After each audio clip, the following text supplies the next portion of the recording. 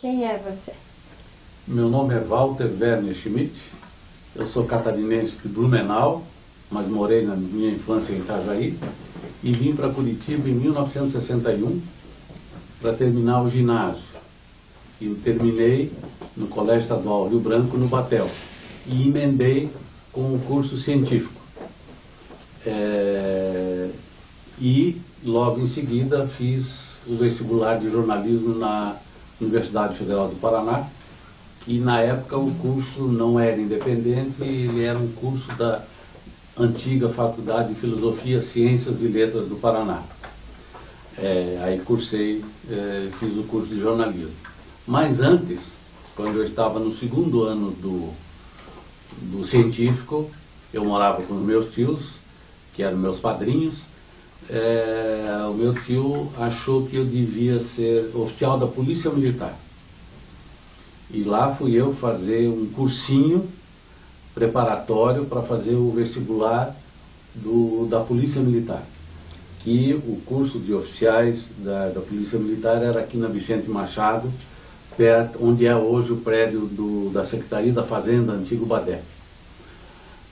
Mas eu não queria, mas a barra estava muito pesada, a pressão do meu tio era muito forte, ele queria porque queria, achava que era uma profissão, que estava resolvido para a vida inteira, só seguir carreira e tudo bem. Isso foi em 1962. Bom, fiz o preparatório e comecei a fazer os exames. Eles eram eliminatórios. Português, matemática, geografia, história, ciências e tal. Uma eliminava a outra. Aliás, já tinha feito o teste físico, passei, né? E fui para as provas. E fui passando. A última era matemática. Eu disse, vou ter que zerar aí. Fiz a prova e não passei. Eu cheguei em casa, olha, isso não deu, não sei o que. Eu vou fazer a matrícula para a segunda chamada. Se não tiver, eu vou brigar, eu vou querer. E saiu a segunda chamada. A maioria que reprovou foi lá e fez a segunda chamada. Eu disse, vou ter que reprovar de novo. Aí reprovei de novo em matemática, por vontade. Aí eu cheguei em casa, olha, matemática não é comigo.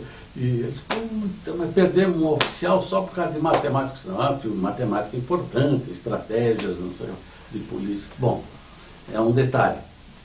Aí fui fazer jornalismo na Federal, e que sempre foi, na verdade, a minha paixão, porque desde a época de escola, em Itajaí, no ginásio salesiano, e depois aqui no Rio Branco, eu sempre fazia o jornalzinho semanal da sala de aula. Sempre. E muito me inspirei nos jornais aqui de Curitiba da época e nos jornais de fora, que vinham de montão para cá. Aí do Rio de Janeiro vinha o Jornal do Brasil, Globo, Diário de Notícias, O Jornal, Diário da Noite, até a Luta Democrática do Tenório vinha, em São Paulo, então, era Diário de São Paulo, Diário da Noite, Estado de São Paulo, Folha de São Paulo, e os jornais locais, que era Gazeta, Estado, Diário do Paraná, A Última Hora, que circulou aqui de 61 a 64, uma edição paranaense, A Última Hora, e eu me inspirei nesses jornais, e eu disse, eu quero ser jornalista e tal. Aí foi no primeiro ano do curso, já de jornalismo, chamava-se jornalismo e não comunicação social, e eram 3 anos. Aí eu fui fazer um estágio na revista Divisas, que era uma revista de economia, cujo editor e proprietário era o Danilo Cortes. Trabalhei lá, fiz estágio, e aí fui fazer estágio na Gazeta do Povo. Fiquei 1 ano lá na Gazeta e tal. E depois acabei saindo, porque eu não via perspectiva, não estavam contratando ninguém. Saí, mas eu já tinha indicado para estágio o Celso Nascimento, que é o colunista político hoje. Aí o Celso ficou lá um tempo e ele acabou, logo depois abriram vagas, ele foi efetivado, ele, o Luiz Nunes Moreira e vários outros repórteres. E eu dancei. 1 ano depois, o Celso me encontra e diz assim, Walter, você pode tirar 2 semanas para que eu faça congresso eucarístico no Rio de Janeiro, não sei onde, e a direção lá da redação só me libera se eu tiver alguém para me cobrir e tal. Eu disse, faço sem problema. Eles, quanto é que você cobra? Eu disse, não, pode ser, tamo aí. Tá. E fui. E no último dia desse trabalho que eu estava cobrindo os céus, acontece um desastre de aviação na Serra do Mar, um avião da Sadia, um Dark Herald da Sadia, e eu fui fazer a cobertura. Eu lembro que nós entramos lá na Serra, eram 6 horas da tarde de uma sexta-feira, chegamos no local do acidente, no meio de chuva e tempestade, de manhã cedo, fiz lá o material, tudo, voltei, claro, tinha os outros repórteres cobrindo em outros hospitais, essas coisas todas e tal. E na segunda-feira, eu já não iria mais ao jornal, porque o Celso já estaria de volta. Aí um colega, o Orsino, já falecido, que era diagramador do jornal, foi lá na minha casa, eu morava numa pensão, foi lá e disse, olha, vá para o jornal lá, tantas horas o doutor Francisco quer falar com você.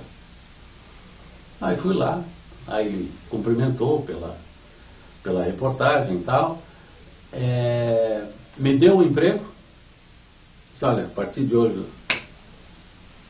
ele chamava de senhor, né? O senhor está contratado como repórter, eu vou lhe dar um prêmio de um salário, não é adiantamento, não é nada, é um prêmio pelo seu esforço. E outra coisa, tem aqui um vale para o senhor ir na loja Lord Magazine, o senhor pode escolher até determinado valor a roupa que o senhor quiser, porque me contaram que o seu único terno o senhor o destruiu indo lá para o meio da serra, no mato lá. E realmente era o meu último terno, o único, que eu tinha usado ele naquele dia para fazer uma entrevista na Assembleia, pautado, fui fazer, aí eu tive que ir de terno, e era o meu único, e rasgou inteiro, sabe? Então, ganhei um emprego, ganhei um presente do Dr. Francisco e ainda fui no Lord Magazine, da forrei o guarda-roupa lá. Depois de lá, aí em 69, eu recebi uma oferta para ir para o jornal Estado do Paraná, convidado pelo Mussa e pelo Cícero Catani. E lá também, assim como na Gazeta, vivi bons momentos como repórter e tal. E aí, depois continuei, aí também trabalhei na Paranatur, paralelamente, como assessor de imprensa. Depois, eu fui convidado para trabalhar na assessoria de imprensa da Copel, levado pelo Marcos Aurélio de Castro. Aí consegui passar para a Tribuna, como redator à noite, de dia na Copel e à noite na Tribuna. Depois virei chefe de reportagem no Jornal Estado do Paraná, assumi a secretaria da Tribuna, trabalhei muito na reforma da Tribuna, física quanto gráfica e editorial, quando saiu da Barão do Rio Branco e foi lá para o Jardim Mercedes, a editora Estado do Paraná. E de lá eu fui convidado para ir a Londrina para dirigir a redação do jornal Panorama, que o Paulo Pimentel tinha fundado em Londrina, para fazer uma concorrência com a Folha de Londrina. Eu já fui numa fase um pouco difícil, porque ele trouxe muita gente, o Paulo Pimentel, de São Paulo, para fazer um jornal, que ele queria um jornal assim, espetacular. Foi o primeiro jornal brasileiro que teve uma sede construída para ser sede de jornal. O repórter entrava por uma sala, pela Avenida Tiradentes, pela frente do jornal, com a notícia, e no fundo do jornal saíam os caminhões, os caminhonetes carregando o jornal. Esse era o conceito, né? Eu fui numa época que já estava em crise o jornal, e aí a coisa não teve mais jeito quando acontece aquele famoso episódio quando o Paulo Pimentel perde a Rede Globo, em 76, em função de problemas políticos e tal. O Ney Braga era ministro, o Jaime Caneira era governador, e o Paulo Pimentel fazia oposição ao Jaime e acabou perdendo a concessão da Globo e tal. Aí o jornal acabou.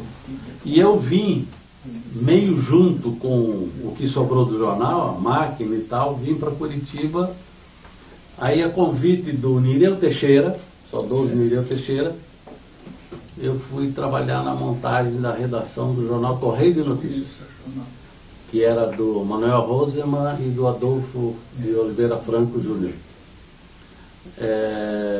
E aí colocamos o jornal na rua, que foi para mim uma experiência fantástica, aquele Correio de Notícias, que ele era desenhado pelo Jardim, Reinaldo Jardim, isso, que eu tinha conhecido um pouquinho antes, numa breve passagem entre Londrina e o Correio de Notícias, que eu tive no Diário do Paraná, já na fase do Martinez, né?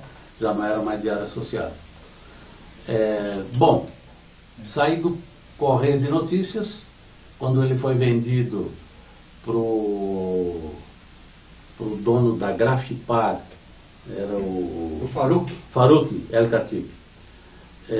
Aí saí do jornal, né? O jornal mudou-se fisicamente, porque ele funcionava ali na Mitas de Barros. Saí do jornal, aí fui trabalhar em assessorias de imprensa. Já logo em seguida também veio o governo Richa. Eu fui trabalhar com um ex-colega de faculdade, com o Luiz Felipe Mussi, que tinha sido nomeado secretário da Segurança Pública pelo Richa. Fui trabalhar com ele. Depois saí e passei a trabalhar como assessor de imprensa na Secretaria de Justiça, com Horácio Racanello. Aí, nesse meio tempo, voltei ao jornal, tive uma passagem pela Folha de Curitiba, né? Acabei voltando para o Correio de Notícias, mas já na terceira fase, não era mais do Faruk, era um grupo ligado ao José Richa, que tinha comprado. Era um grupo lá de Pato Branco, com aquele deputado federal Sebastião Rodrigues, mais um pessoal de lá. Eles compraram o Correio. E aí convidaram o Mussa e o Cícero Catani para tocar o jornal. E aí eu entrei nessa equipe também, que tinha Fábio Campana, tinha um monte de gente aí. Desse jornal eu acabei indo para a coordenação de imprensa do governo Álvaro Dias, que assume em 87, né? E aí até foi junto comigo o Ivan Schmidt para coordenar, para chefiar a redação e tal, né? Fiquei lá trabalhando até receber um convite do Cunha, que também está aqui, para ir para a Telepar, para a assessoria de imprensa. E simultaneamente aí voltei para o jornal, para a Gazeta do Povo, diante de um episódio interessante. O Dr. Francisco tinha acabado de demitir, não me lembro o nome do jornalista, que era editor internacional da Gazeta. E o Diniz, José Aparecido Diniz, né? Disse: olha, vai lá na Gazeta, fala com o Dr. Francisco e tal, tem uma vaga lá para ser editor e tal. Aí fui falar com ele e disse assim: eu contrato, gostaria que você viesse de novo para a Gazeta e tal, mas com uma condição. Diante do noticiário que envolve Israel, Palestina e os países árabes, pelo amor de Deus, seja o mais equilibrado possível, dê os mesmos espaços, não privilegie nenhum nem outro, porque eu tive que demitir o editor anterior, que ora dava um espaço muito grande para as questões israelenses, aí a colônia árabe daqui chiava. Eu recebia a visita da colônia árabe. Outra semana ele invertia. Ele endeusava o Arafat, aí a colônia israelense vinha aqui e me incomodava. Então, tá bom. Aí eu fui.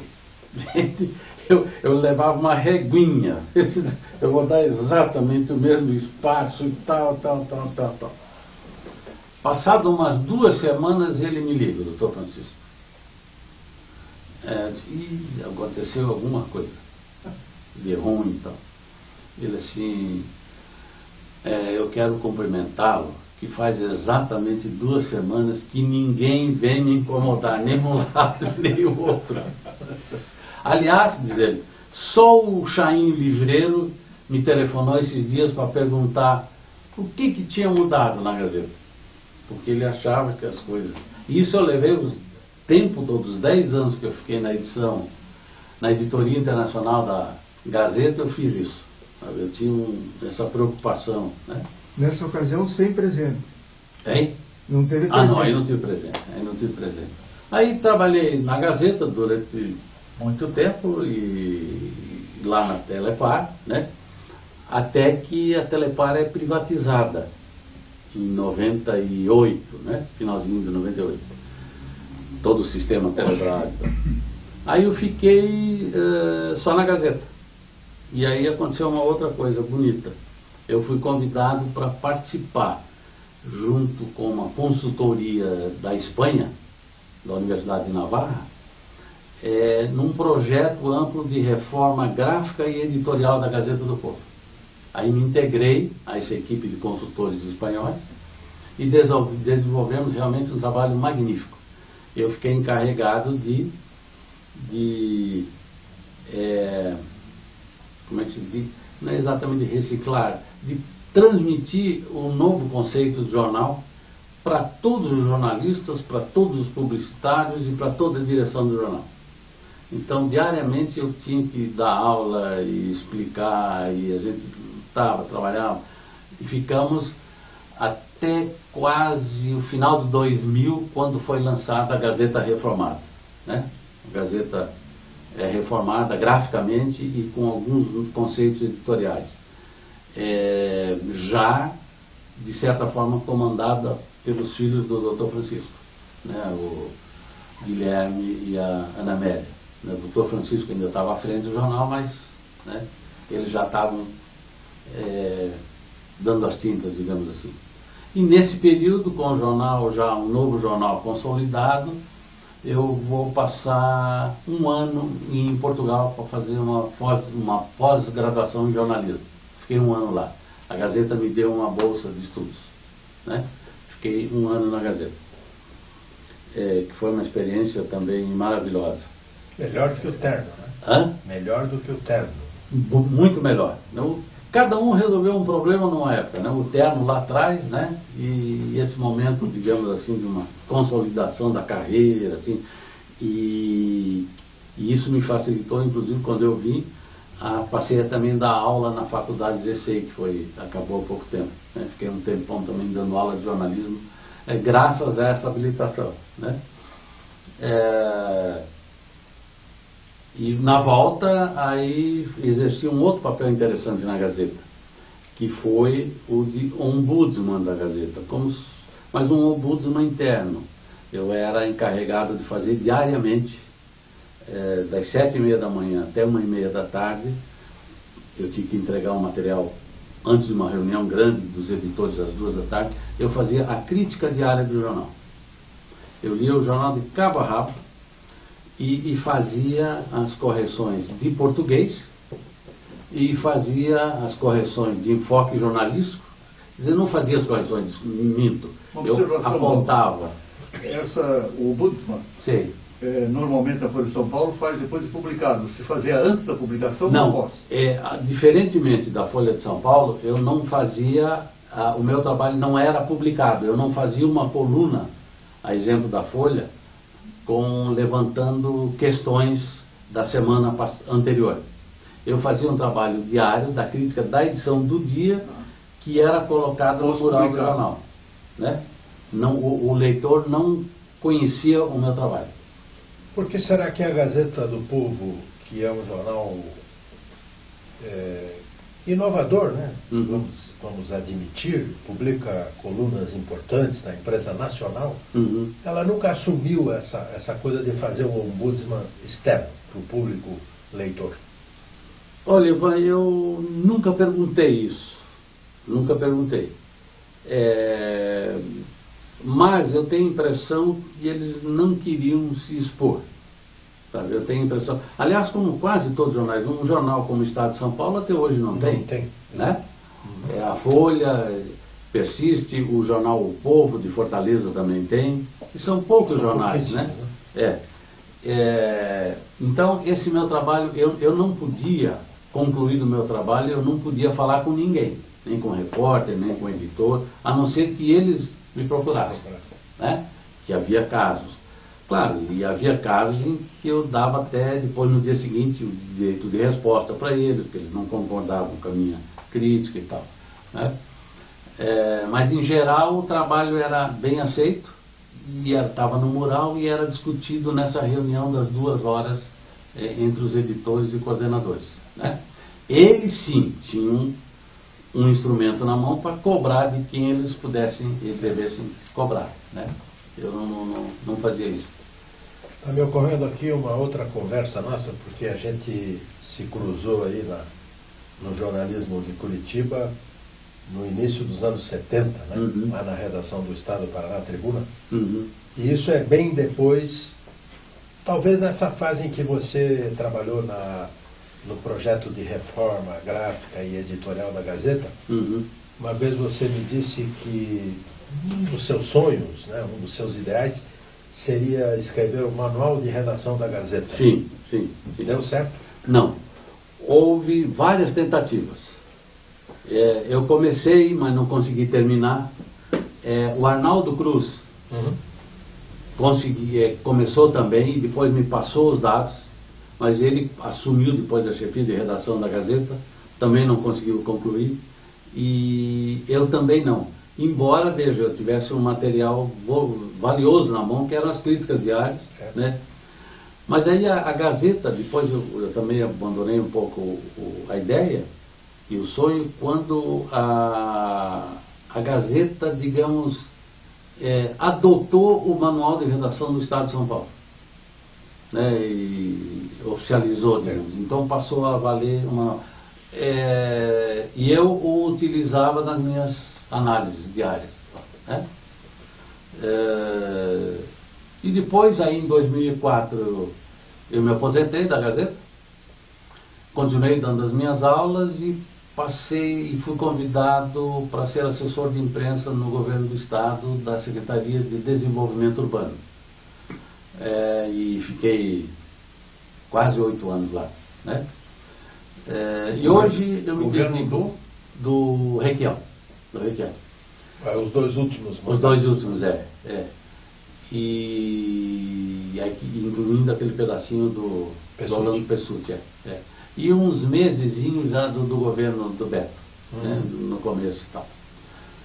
E aí saí exatamente para me dedicar a uma coisa com a qual eu trabalho hoje, que é uma pequena editora em sociedade com Adolfo Oliveira Franco Júnior, e nós 2 escrevemos um livro que conta a história do pai dele, do Adolfo Oliveira Franco, que foi advogado, presidente da OAB do Paraná, foi diretor da carteira de crédito agrícola do Banco do Brasil, né? Ele foi o primeiro paranaense desde do lado de um paranaense, até o Dubaldino do Amaral, que foi ministro do Supremo, depois nunca mais, durante 60 ou 70 anos, o Paraná nunca teve mais nenhum filho no governo federal. O Adolfo foi o primeiro nessa carteira agrícola do Banco do Brasil, no governo do Café Filho, né, indicado pelo Bento Munhoz da Rocha Neto. Depois ele foi governador do Paraná, o Adolfo, completou o mandato do Bento, porque o Bento foi nomeado ministro da Agricultura pelo Café Filho. O Adolfo também foi presidente do Banco Central do Paraná, incorporado mais tarde pelo Bamirinos, né? Hoje HSBC, Bradesco, né? E foi também advogado da Caixa Econômica Federal, presidente da Liquigás Paraná Santa Catarina, foi acionista do Jornal Estado do Paraná, foi acionista da Gazeta do Povo, foi acionista e primeiro presidente do Diário do Paraná da fase do Assis Chateaubriand. Ele deixou a presidência do Diário do Paraná exatamente para assumir o governo do Estado, né? Ele foi eleito indiretamente pela Assembleia Legislativa, porque na época não havia vice-governador. A figura do vice-governador só veio 10 anos depois, com uma reforma, uma emenda à Constituição do Paraná, né? Aí se criou o cargo de vice-governador. E aí nós contamos nesse livro toda essa trajetória política e pessoal do Adolfo de Oliveira Franco, que teve uma obra monumental, que foi a implantação do planejamento no Paraná. Até então não havia planejamento no Paraná. E ele deixou esse legado. Ele criou o PLADEP, que é o Plano de Desenvolvimento Econômico do Paraná, que foi tocado pelo coronel Alípio Aires de Carvalho, que pegou já no governo dele, nomeado por ele, indicado pelo Ney Braga, depois continuou no Moisés Dupion, e aí o grande beneficiário desse planejamento econômico, começou com Adolfo, foi o Ney Braga, quando assume o governo em 61, né? E aí ele usa todo o planejamento... E cria o BADEP.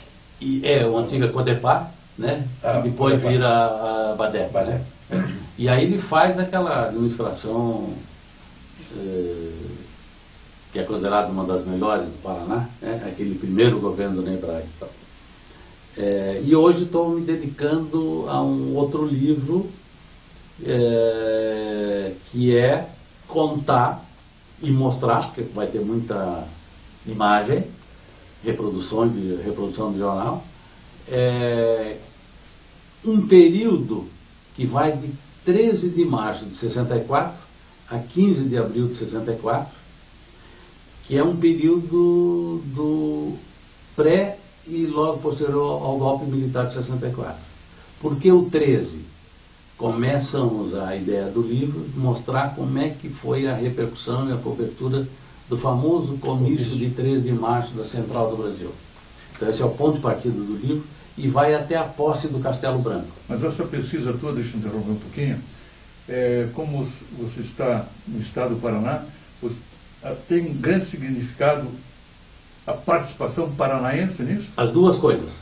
Nós mostramos como os fatos nacionais eram mostrados e comentados aqui, porque a pesquisa é feita em cima do jornal Estado do Paraná, Diário do Paraná, Gazeta do Povo e A Última Hora, né?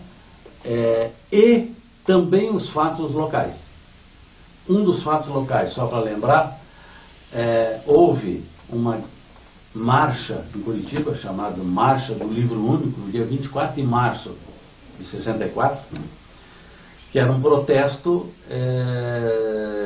dos donos dos colégios particulares, que temiam uma encampação das escolas privadas, né? Corria esse boato, inclusive até com uma certa motivação, porque eles vinham aumentando as mensalidades, né? E o governo começou a brecar, e aí correu a história de que as escolas que não reduzissem os preços das mensalidades ou anuidades seriam encampadas, né? E, paralelamente, o Ministério da Educação desenvolveu um projeto chamado Livro Único. Para várias disciplinas, o governo faria o livro e distribuiria, né? E o mais notório deles foi o livro da Nova História do Brasil, do Nelson Werneck Sodré, né? Bom, então se reúne estudantes, e esse movimento foi organizado pela Liga das Senhoras Católicas e pela Associação Comercial do Paraná, que na época, se não me engano, era presidida pelo Oscar Schrapp, sobrinho, né? Então ele sai, essa marcha, que reúne 30 mil pessoas, que era 10% da população de Curitiba, na época, sai da Praça Santos Andrade e vai ao Palácio Iguaçu, onde eles foram recebidos pelo Ney Braga. E nesse momento acontece aquele episódio, acho que todo mundo sabe, entregam um exemplar desse livro único para o Ney Braga. Ele pega o livro e diz assim: não joga esse livro no chão porque ele é indigno de tocar o solo sagrado do Paraná. Então, né? O livro seria comunista e não sei o que lá. E aí no livro conta esses episódios nacionais, né, que depois houve também o discurso do Clube do Automóvel, a rebelião da Marinha, né, e aí há os fatos locais, como é que isso repercute no mercado, na vida local. Inclusive tem um capítulo que mostra, ou pretende mostrar, a real posição, real entre aspas, né, como os jornais mostravam a posição do Ney Braga como governador, pré-golpe e depois do golpe. Há quem diga que ele aderiu ao golpe depois do golpe dado já. Mas a pesquisa está mostrando não, que ele já conspirava antes, né? Então isso a gente depende da leitura dos jornais, dos vários jornais, né? Vou aproveitar então para colocar uma questão aí, Walter. Aproveitando inclusive a tua boa memória de repórter e a dedicação que você teve nesse campo, né? Então provavelmente seja um mito, mas se disse em algum momento que o governador Ney Braga foi um dos poucos governadores a usar o parlatório ali do Palácio Iguaçu, né? Que no pré-golpe ele fez discursos lá defendendo as famosas reformas de base do João Goulart. E depois do golpe ele já começou a defender a revolução. É verdadeiro isso. É verdadeiro? É verdadeiro, mas com um outro enfoque que a gente está analisando. Ele defendia as reformas, a aprovação ou a votação das reformas pelos meios democráticos e constitucionais. Porque o Leonel Brizola, na época, já havia dado uma declaração que as reformas iam passar com ou sem o Congresso. Exatamente. Na marra. Na marra. E o Ney defende a Constituição. Sim. A aprovação dentro da lei e da ordem, né? Mas começa a fazer críticas diante da desordem que a imprensa anunciava, que já o clima de tumulto e tal. E essa ameaça de um golpe de esquerda. Se falava muito de uma ameaça do golpe de esquerda. Tanto que há autores que dizem que o golpe de 64 foi, na verdade, uma contra-revolução. Contra-revolução. Né? Ou um contra-golpe. Né? É claro, depois dado o golpe, o Ney, que era híbrido, né? Militar e civil, né? E democrata cristão, né? E democrata cristão, né? Bom, então a gente está nessa pesquisa, estamos terminando, falta um jornal só, ainda não temos prazo para terminar. E uma outra ideia que estamos de leve também já levantando os dados é um livro sobre os governadores do Paraná da época republicana. E, digamos, seria uma atualização de um livro escrito pelo Davi Carneiro e completado pelo Túlio Vargas, que fala também isso, mas a gente quer mostrar menos a vida dessas pessoas, como o Davi e o Túlio mostraram, mas mais no sentido do legado de cada um deles, né? Há dificuldades porque em alguns períodos de 1 ano, 2 anos, nós tivemos 8, 10 governadores, com um golpe, uma revolução, né? Depois tem um período longo, que é a fase getulista, que é o Manuel Ribas, né? O interventor, o governador interventor. Depois há uma normalidade democrática até o golpe e depois é retomado. Então a gente está tentando pesquisar isso, e também em cima de jornais. E aí a gente encontra uma dificuldade porque havia muitos jornais e o jornal de determinada época era o meio primário de informação, né? Então tem que buscar em jornal. Acrescentando a esses 2 belíssimos trabalhos, você recebeu mais um desafio que é a história da... Que é junto com o Cunha, que nós trabalhamos junto na Telepar, agora um desafio que é escrever a história da Telepar. É um tema fantástico. E aproveito para, já que isso vai ficar perene, né? O que você diria, você que trata de tantos assuntos como lembrou Ivan, repórter, jornalista, editor, você diria para essas pessoas que seguem a tua carreira, que estão querendo? O que você diria que você é uma pessoa que não tem canseira, está sempre animado, pega, digamos, essas coisas que as pessoas até desviam? O que se diria, Walter? Sem falsa modéstia, e parafraseando o Nelson Rodrigues, o conselho que eu dou para o jovem é o seguinte: envelheça. Eu acho que esse é o grande conselho. Claro, esse envelhecer, né, tem uma carreira, tem um caminho. Amadurecer, né? O amadurecer, né? Eu acredito no jornalismo. Eu estou um pouco triste com o desaparecimento, aos poucos, com essa morte anunciada do jornal impresso e dos meios impressos. Mas o jornalismo não está aí. Está a televisão, está o próprio rádio que está se reestruturando, está passando por uma repaginação, a internet, com esse mundo aí que eu acho que todo aí a ser descoberto. O conteúdo é jornalismo. O jornalismo. E aí o outro conselho paralelo que eu dou é investir no conhecimento jornalístico, no aperfeiçoamento cultural e jornalístico, e se dedicar ao jornalismo, né?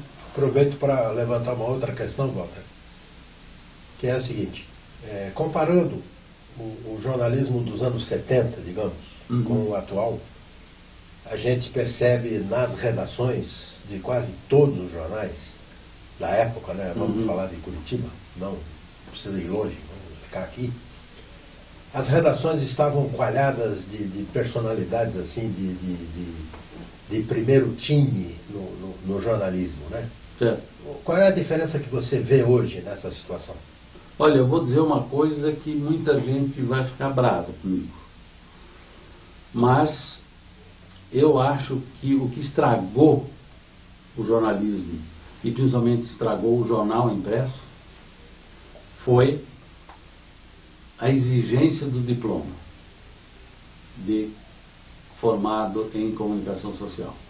Essa fase que o Ivan fala era o princípio da regulamentação profissional, ou de uma nova regulamentação, mas nós tínhamos nas redações, era acadêmicos ou advogados, acadêmicos de direito ou já advogados.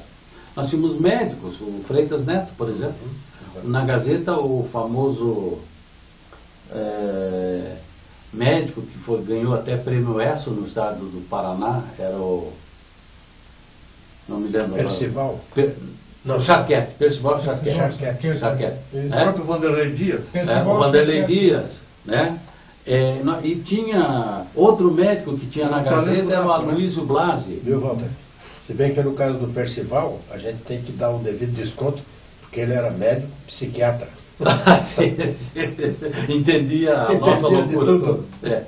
E aí eu acho que esse ambiente intelectual formado por esses vários profissionais liberais, e fora gente que tinha segundo grau completo e escrevia muito bem, ou pessoas que estavam em outros cursos, letras, essas coisas e tal, né? Mas o ambiente era mais intelectualizado, né? Eu acho que a exigência do diploma prejudicou um pouco. Eu acho que essa reserva de mercado, na minha opinião, estragou. Não que não haja bons profissionais tirados dos bancos do jornalismo, pelo contrário. Mas eu acho que isso limitou um pouco, sabe? Vou apanhar por essa declaração, mas eu acho que é verdade. Seguindo o que o Ivan falou, e que você acho que colocou do primeiro escalão, né? O Walter que falou, a gente vê que a gente tem a mania de dizer a velha guarda. Né? A velha guarda, realmente, como a gente tinha o Diário do Paraná, que tinha um senhor editorial, o próprio Correio de Notícias, que a gente era fã, porque foi uma revolução. Né? Então, como o mundo é cíclico, né? Na tua opinião, você acha que pode voltar isso, como você tem na veia, nós que temos na veia? Lógico que a gente se formou e depois buscou a faculdade, como a tua história linda, né? Que você já fazia o jornal lá no colégio. Você acha que pode voltar isso? Porque a gente sente que hoje os profissionais não têm assim amor à camisa, não se dedicam como a sua pessoa. O que você acha? Eu espero que isso aconteça, Cunha. Eu até gostei dessa tua observação, porque eu ainda acredito que isso possa acontecer. Não sei qual vai ser o meio que vai suportar isso. O impresso talvez não, mas essa ideia pode prosperar. Eu acho que é um grande caminho, uma saída para o jornalismo, é isso aí, né? E lembrando isso que você falou da dedicação que você percebia na época nesse pessoal, é que a gente aprendia jornalismo dentro da redação e não nos bancos escolares, né? E outra coisa, o Carlos Lacerda, que foi o autor do primeiro manual de redação, ou do segundo manual de redação do Brasil, o primeiro foi do Diário Carioca, e ele escreveu um manual de redação para a Tribuna de Imprensa, que era o jornal dele. Ele diz assim: seja jornalista 24 horas por dia. Se você quer trabalhar só 5 horas, vai trabalhar numa repartição pública, né? Essa frase era marcante. Mas eu acredito nessa retomada. De vez em quando há alguns exemplos. Por exemplo, está na praça aí uma revista magnífica que se chama Piauí, né? Uhum. É um jornalismo literário, é um jornalismo investigativo, é uma coisa bonita que está acontecendo, né? Walter, nessa tua vivência jornalística, que na verdade é um talento nato, como de outras profissões também, a gente sabe, de medicina, de engenharia, você teve várias passagens relevantes na Gazeta do Povo. Uma delas você já se referiu, que foi o acidente na História do Terno, na Serra do Mar. E você participou daquela tragédia em 68, que você chama do pedaço do centro da cidade do na Bahia, de Guaratuba, né? Guaratuba. E vou lembrar para você falar seguidamente disso aí. E também foi o autor, em 68, de uma pequena entrevista muito importante com Dalton Trevisan. Essas primeiras lembranças, coisas que o Cunha e o Ivan lembram de outras. Tá. Essa do Dalton Trevisan tem um detalhe: na época as matérias não eram assinadas. O jornal, você só assinava grandes reportagens no jornal. E eu acompanhei bem o primeiro concurso nacional de contos, que foi instituído pelo governo do Paulo Pimentel e realizado pela Fundepar, cujo presidente da Fundepar era o Candinho, Cândido Martins de Oliveira, né? Ele que topou o primeiro concurso nacional de contos. E o assessor de imprensa dele era o Antônio Petrovelli. Bom, eu acompanhava. A Fundepar era ali na Marechal Deodoro, não muito longe da Gazeta, e diariamente eu passava lá para pegar informações sobre inscrições, sobre quando é que quantos inscritos, enfim, tal. E num dia X, a comissão se reúne, a comissão julgadora, que tinha nada menos do que Stanislau Ponte Preta, Rubem Braga,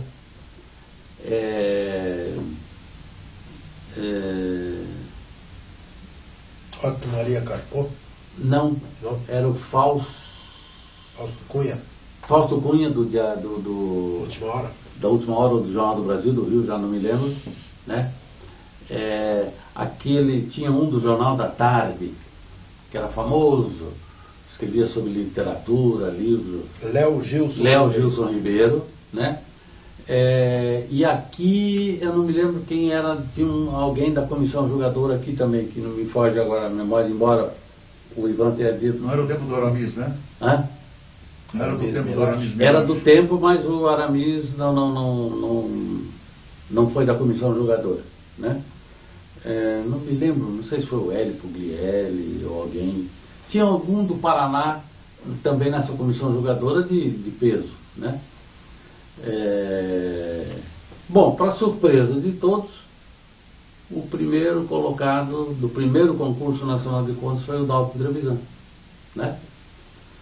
Que já tinha livros publicados aqui, tudo, já era um contista renomado e tal.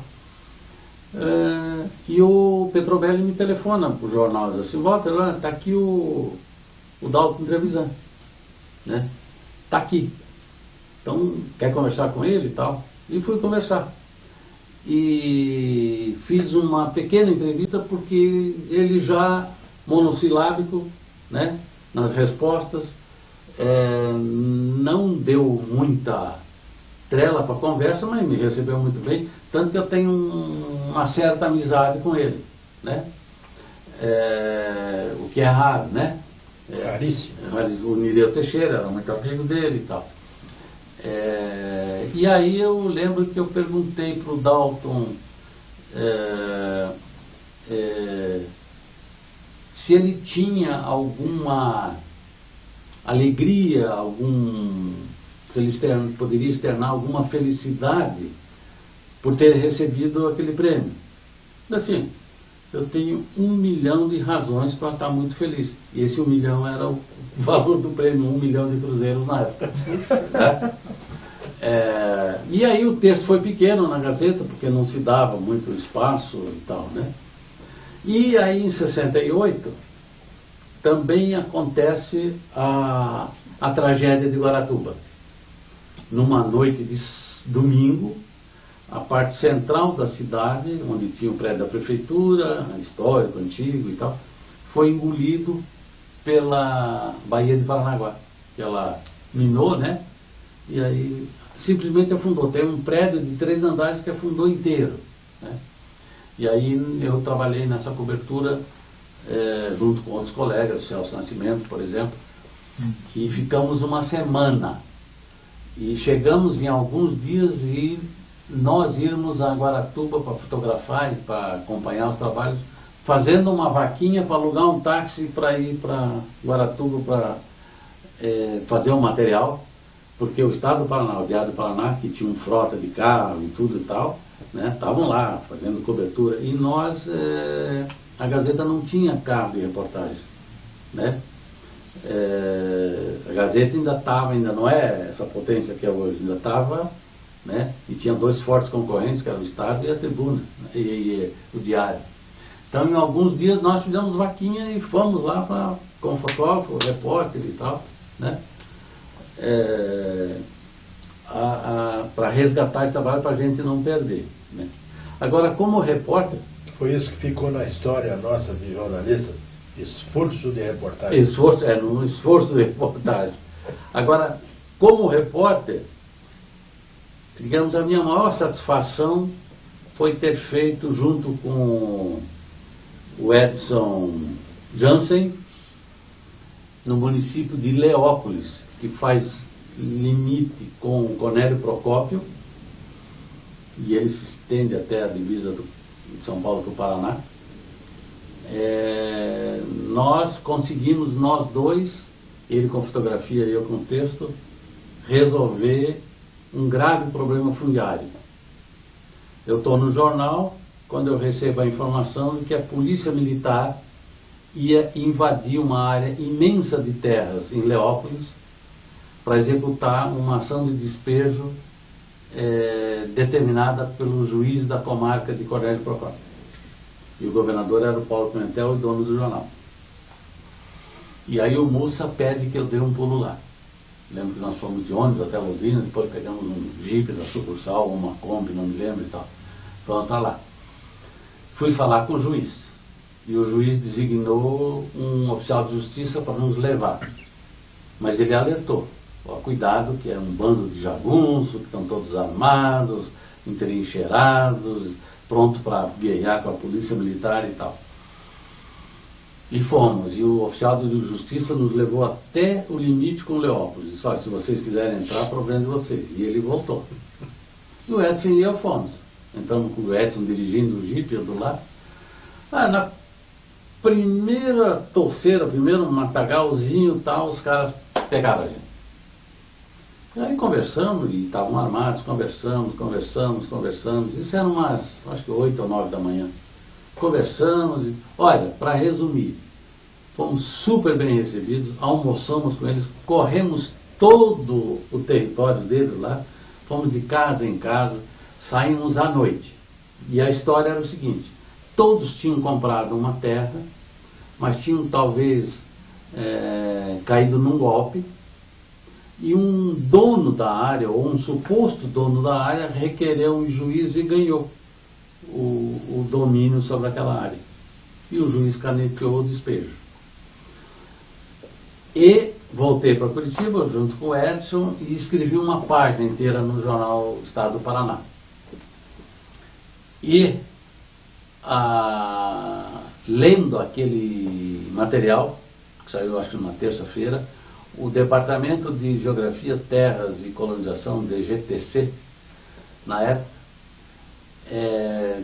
falou com o Paulo Pimentel, que era o governador, e reuniram um grupo de autoridades e tal, que foram falar, esse grupo foi falar com os colonos, levando uma proposta de que o Estado refinanciaria uma compra daquela área, indenizaria o suposto dono, e eles pagariam uma parte daquelas terras e tal, que aliás eram muito produtivas, eles produziam muita coisa e tal, e eles toparam.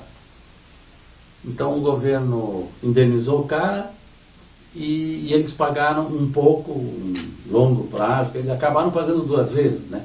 Mas pagaram e ficaram no local e tal. Essa reportagem foi a que mais me agradou por ter contribuído com essa solução e tal, né? Porque se a polícia militar tivesse entrado, era pior do que o massacre de 29 de abril. Exatamente. Né? E o caso do navio chinês lá? Esse também da foi... Rádio Independência, pá. Hã? Também da história da Rádio Independência. O navio chinês, o Xinhai 2, foi um episódio. Num belo dia, na costa do Paraná, ali na ilha, na praia de Superagui, aparece um navio pesqueiro de 45 metros, mais ou menos, metálico, de metal e tal, não era de madeira, nada, lá com 3 caras ou 5 amarrados no mastro, né? E aí a Capitania dos Portos foi acionada pelos moradores da região e tal, não sei o que lá, e aí eles foram trazidos para Santa Casa de Paranaguá, né? E a dúvida era não saber de onde é que era o navio e tal, não sei o quê. E nós fomos informados eu fui para lá. Outros colegas também foram e tal. Ficamos uma semana trabalhando em cima do caso, até para desvendar, porque era um mistério. Na verdade, um dos marinheiros matou, não sei se 14 ou 20 outros marinheiros, fechando o camarote deles e fazendo uma conexão com um gás de amônia que ia para os tanques onde os peixes capturados estavam sendo armazenados, né? E ele matou por asfixia, envenenamento e tal. Só escapou o comandante do navio e o timoneiro lá, né, que ele amarrou ou mais alguém que escapou lá, cozinheiro, alguma coisa assim, que não estavam nos camarotes. Mas ele os amarrou no mastro e tal. E ele foi guiar o navio e esbarrou. Era um navio, depois de muito tempo, durante a semana descobrimos que era um navio de Taiwan, que pertencia a uma frota de um navio-mãe pesqueiro. Eles corriam o mundo, pescavam, levavam para esse navio-mãe, onde era industrializado o peixe, mandado lá, né? E a história é o seguinte. Em que época foi isso? 70, eu acho.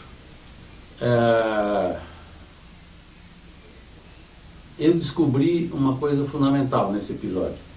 A origem do navio, o país de origem do navio.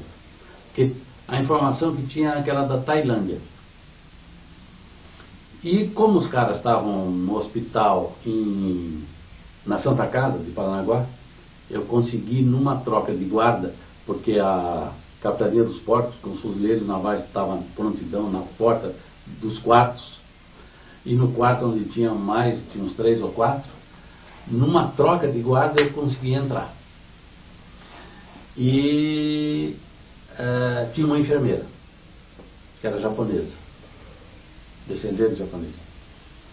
Aí eu perguntei para ela se ela tinha conseguido falar com os caras. Ela assim, tem um deles que fala japonês. E a senhora conseguiu falar? Falei. E eles são da onde? Eu não consegui identificar.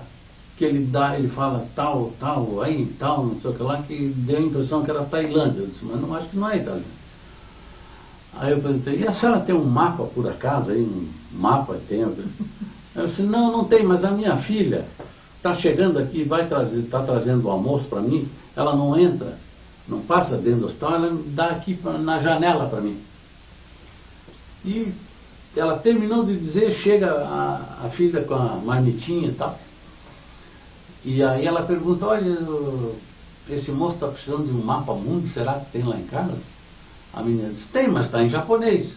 Eu disse, mas o mundo japonês é o mundo, né? Não durou 3 minutos, estava lá. Aí eu peguei o mapa mundo e mostrei para o cara lá que falava um pouquinho de japonês.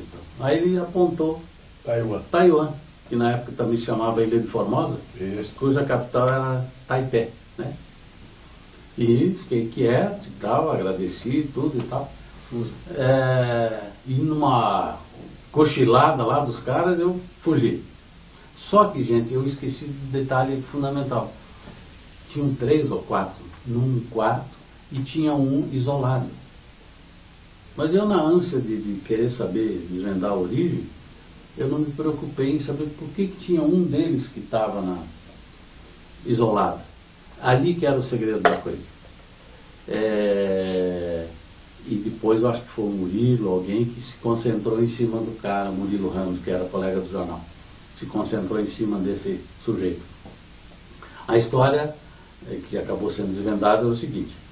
Era um marinheiro de primeira viagem, tinha ido de Taiwan para esse navio-mãe, e do navio-mãe foi designado para compor a tripulação desse barco pesqueiro, entre os vários que alimentavam esse grande navio frigorífico. E com esse barco pesqueiro, os caras estavam no mar já há 8 meses, há não sei quanto tempo sem pisar em terra. Uma boa parte dos tripulantes sodomizou o coitado do marinheiro de primeira viagem. E ele, por vingança, os executou, né, os assassinou. Depois nós acompanhamos essa história, porque aí veio o cônsul da China, que se chamava Taiwan, que se chamava China nacionalista na época, né? Veio, o Brasil tinha relações ainda, depois acabou, porque aí a outra China continental ocupou espaço. Eles levaram para Taiwan, e o país vivia na época sob o regime de corte marcial. Ele foi condenado à morte e executado, o sujeito. E esse barco parece que depois foi desencalhado, e a última notícia que eu soube dele é que ele está em Portugal, não sei aonde e tal, né?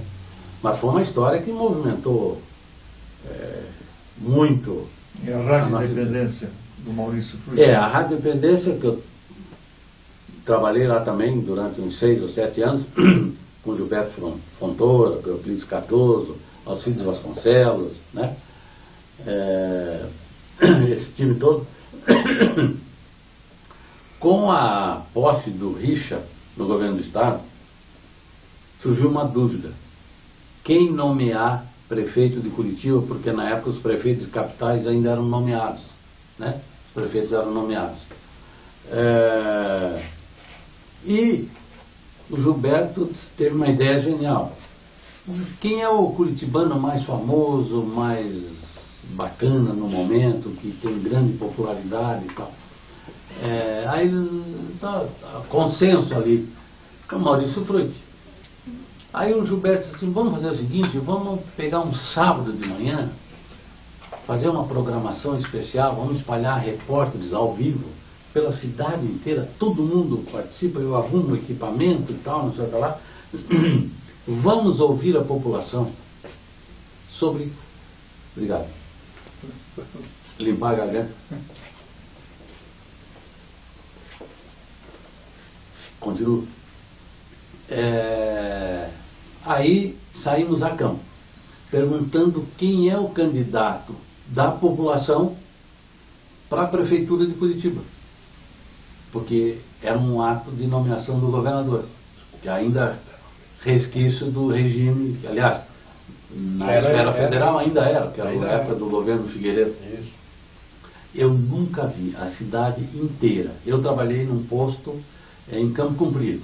Nós espalhamos, aí a gente entrava, dava flecha, e os caras preenchiam como se fosse uma cédulazinha, e iam colocando em cabines e a gente ia contando. Foi quase uma unanimidade. O nome do Maurício Frutti, a população queria para prefeito de Curitiba. E não deu outra, o Richa assinou e tal. Foi um trabalho também de utilidade pública, coisa assim parecido, que eu acho que foi muito relevante, foi muito bacana, porque embora o prefeito fosse nomeado, mas essa nomeação atendeu a uma aspiração popular. Foi como se fosse um voto direto. Um voto direto. Voto direto. E o que representou a popularidade nessa época do Maurício Frutti? De você perguntar e a pessoa dizer Maurício Frutti. Eu acho que o Maurício foi um bom prefeito na área social. O período dele foi muito curto, porque logo depois, em 85, foram restabelecidas as eleições, né? Nas capitais e nos municípios de segurança de fronteira, que eram municípios nacionais de segurança nacional. No Paraná foram 13, Curitiba e mais 12 municípios do interior, né? Medianeira, Foz, Matelândia, Medianeira, Capanema, toda Santa Helena, Guaíra, toda aquela faixa de fronteira e tal. E aí em 85 houve as eleições municipais para essas áreas e para as capitais do estado. E aí foi quando o Roberto Requião ganhou. E o detalhe interessante disso, Walter, é que nos 13 municípios, né, porque eu acho que o MDB ganhou. O MDB fez o prefeito de todas. Todas. Aí perguntaram para o Richa, né, o que ele achava daquilo tudo. Ele disse, deu zebra. Fizemos 13 pontos. Isso, exatamente. E se não me engano, qual foi o jornal do Correio de Notícias? Usou isso e pôs um volante de loteca, da loteca, na primeira página, e riscou os municípios, os 13 municípios. Quer dizer, enfileirou todos os 13 pontos. Exatamente. Mas esse episódio do Maurício foi muito bacana. Concluindo. Bom, fiz outros trabalhos, por exemplo, um trabalho que me dignificou muito, eu achei muito interessante, foi uma reportagem que eu fiz em Laranjeiras do Sul, para a Gazeta do Povo, em 2003, por ocasião dos 60 anos de criação do Território Federal do Iguaçu. Laranjeiras do Sul foi capital desse território, que teve duração de 3 anos, foi criado por um decreto do Getúlio Vargas, durante o Estado Novo, esse território e outros tantos. E aí eu pude ver algumas coisas ainda em Laranjeiras do Sul que lembravam da existência desse território. Por exemplo, eu encontrei uma professora que dava aula lá, começou a dar aula lá. Encontrei um carroceiro que me mostrou inclusive a carteira de carroceiro expedida pelo Departamento de Trânsito do Território Federal do Iguaçu. Lá ainda existem 2 prédios, um deles é a Câmara Municipal, construídos na época, né? E o tom da reportagem, além dos 60 anos, que era uma efeméride, é mostrar o que esse ato do Getúlio fez. Ele tirou 25% do território do Paraná e mais um pouco de Santa Catarina. Todo o oeste de Santa Catarina e boa parte do oeste do Paraná, de Laranjeiras até o Rio Paraná, virou território federal do Iguaçu. Há uma versão que diz que o Getúlio fez isso, aqui não precisava ter feito, ao contrário do Amapá, do Acre, do Guaporé, que hoje é Rondônia, né? Fernando Noronha, que lá precisava de desenvolver, porque eram todos inóspitos e tal, né? Mas aqui já era consolidado, Paraná e Santa Catarina. Faltava, claro, um desbravamento maior e tal. Mas já tinha colônias em várias cidades e tal.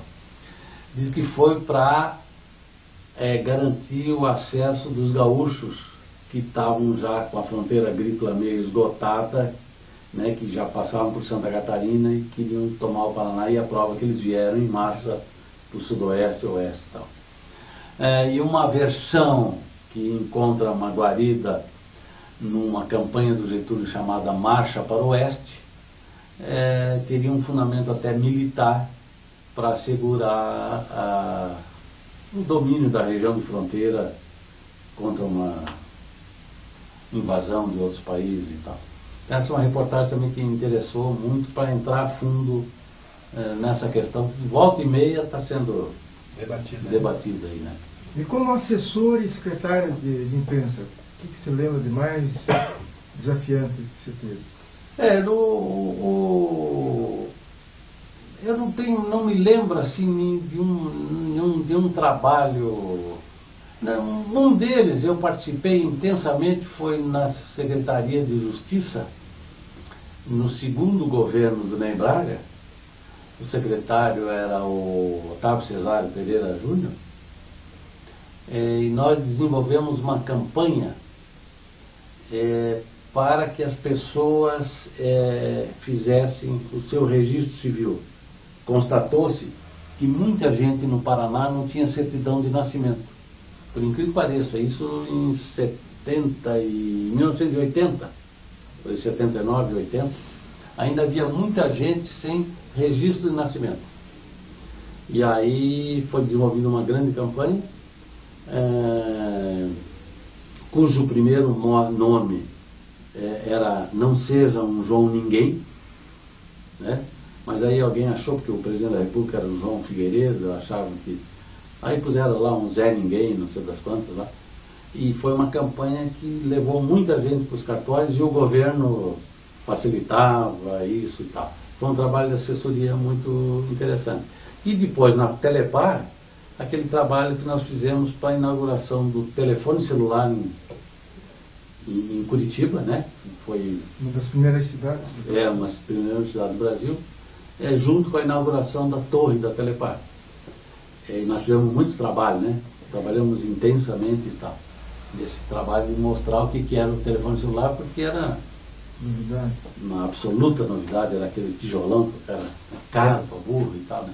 E é verdade que o primeiro celular no Paraná foi entregue ao senhor Carvalhinho, na época? Eu tenho a impressão que o primeiro foi para o governador? Não, acho que até para o presidente da Telepar. Do próprio? Que era o Paulo Cordeiro. Acho que deve ter sido dele. Fique à vontade. Bom, dá para contar aí muita história e tal, mas resumidamente assim, eu acho que eu consegui passar rapidinho uma trajetória, né? Só para complementar algo que eu esqueci, lembrando do curso que eu fiz de pós-graduação em Portugal. Eu tive muita alegria em fazer um trabalho de uma dissertação. Na conclusão desse curso, eu fiz uma pesquisa que virou dissertação e uma comparação entre o trabalho de um ombudsman da Folha de São Paulo com um ombudsman do Diário de Notícias de Lisboa, que lá se chama provedor dos leitores, e aqui é um ombudsman, né?